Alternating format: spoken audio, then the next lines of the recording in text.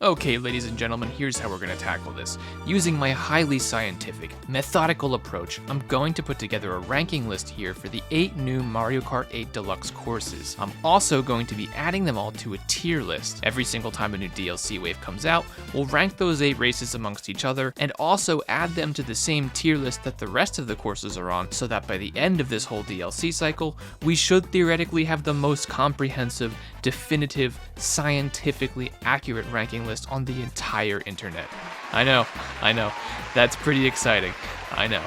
Let's get cracking. Finishing at the back of the pack in what I'm sure is an obvious choice for most people, number 8 is Toad Circuit from Mario Kart 7 on the 3DS.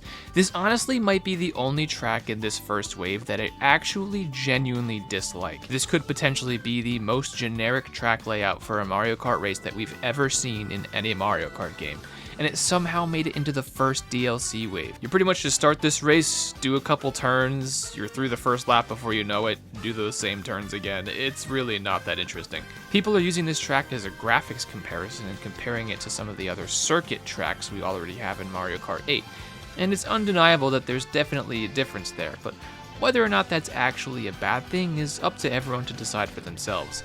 I don't mind the difference in graphics. To me, it feels less like a downgrade and more like an entirely different art style, so that's not too bad. One saving grace for how bland this course is that there are some nice big toad balloons floating above the course. That's neat. But it doesn't salvage the course's ranking, and this is going to be starting off our F tier. Let's move on to number 7, which is Sky Garden from the Game Boy Advance. I actually really like this race, and it being number 7 speaks less to its strength as an individual race, and more to how good some of these other ones turned out, in my opinion.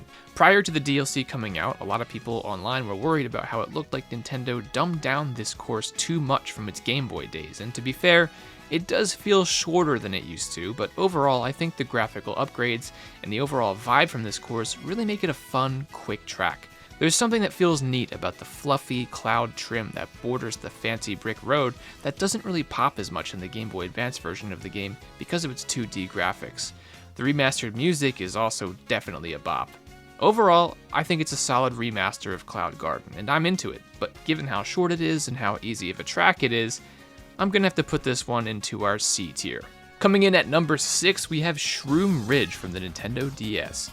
I was honestly a little bit torn about whether to swap this one out with Sky Garden at 7, because I do like the Sky Garden atmosphere a lot more than I like this more generic highway track. But I ultimately decided to rank them this way because I think Shroom Ridge poses a greater challenge as you have to avoid oncoming traffic the whole time, and it's a longer race than Sky Garden. If you're quick about it, Sky Garden can be over in less than 90 seconds, and it can almost leave you wishing it had an extra lap or two. Dodging oncoming traffic isn't everyone's cup of tea, and I'd be lying if I said it doesn't create some incredibly frustrating moments when you're in the final lap of the race, closing in on that finish line, but for me, that's what Mario Kart's all about, creating those wild moments where you and your friends jump out of your seats towards the end of a race. Shroom Ridge is more likely to do that than Sky Garden, hence the ranking. I also just find Shroom Ridge to be a satisfying course to drift through. There are a lot of sharp curves you have to hit, and some of them even require brake drifting, even at 150cc. It's a solid race, but it's a generic highway theme, so it goes into our C tier, just above Sky Garden. Coming in at number 5 is a course that I was personally surprised by, and that is the Nintendo 64 classic, Choco Mountain. When the trailer for this DLC dropped, Choco Mountain was one of the main races that people were pointing at and screaming, "Hey, look at how bad these tracks look, Nintendo's stupid." I don't blame them.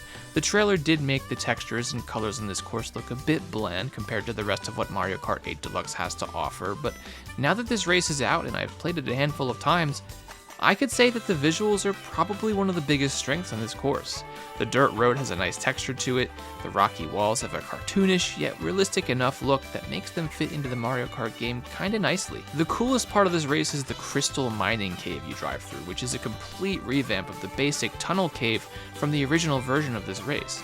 This crystal cave feels like a mystical scene out of a Disney Pixar movie. Towards the end of the race, the falling boulders add a nice sense of danger to an otherwise safe course. It's the memorable segments of a track like the Crystal Cave and the falling boulders that set tracks like Choco Mountain apart from the more bland tracks like Shroom Ridge or Toad Circuit. Combine that with a solid, balanced track layout, and you've got yourself a strong addition to the Mario Kart 8 Deluxe course list. This course will be starting off our B tier.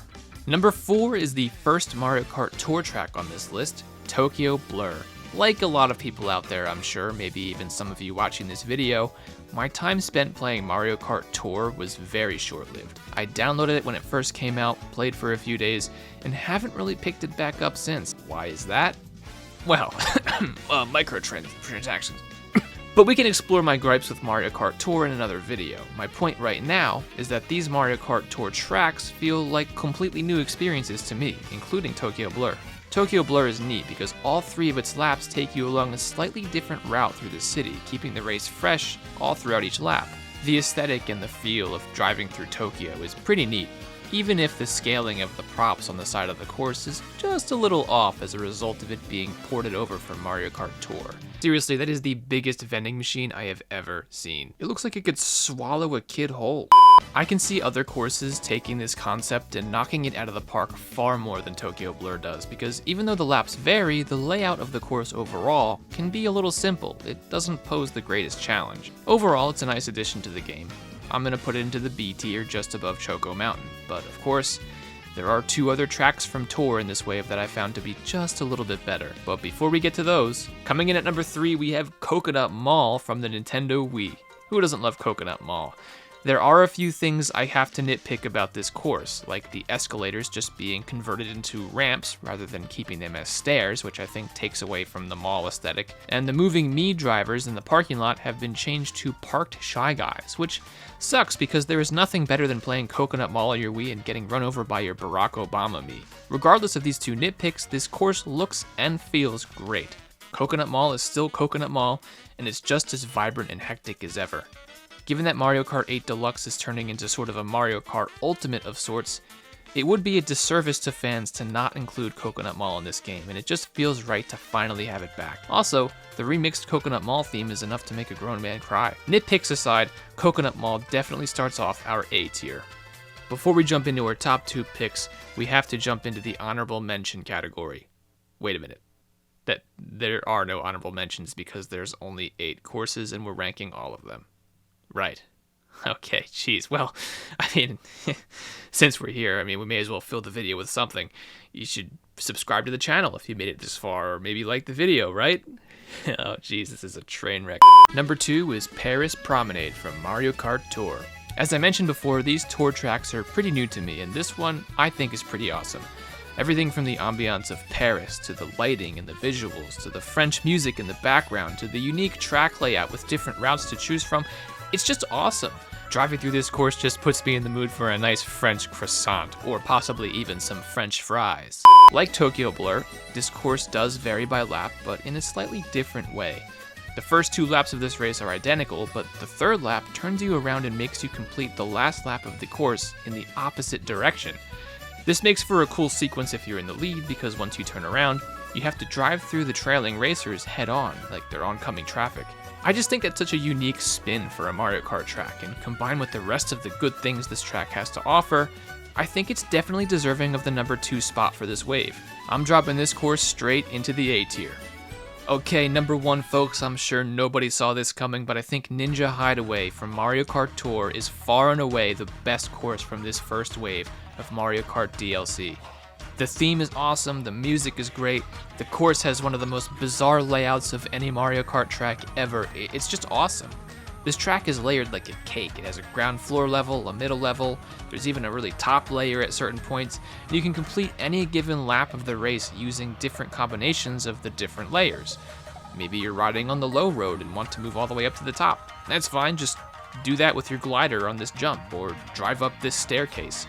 It's literally a Mario Kart track with platforming. I still haven't figured out which route is actually the fastest, but I honestly don't even care. I'm just happy to fly around this course like a ninja. The only complaint about this course that I do have is that they use Ninja Shy Guys as the NPCs instead of Ninjas, but it doesn't ruin the race by any means.